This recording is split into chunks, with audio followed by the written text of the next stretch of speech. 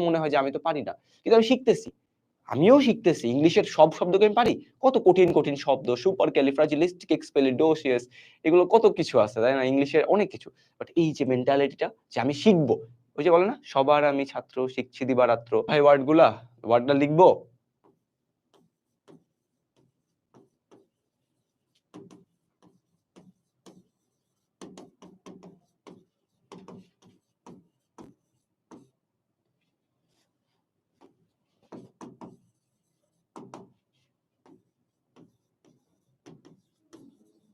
এটাই একটা ওয়ার্ড, একটা ওয়ার্ড।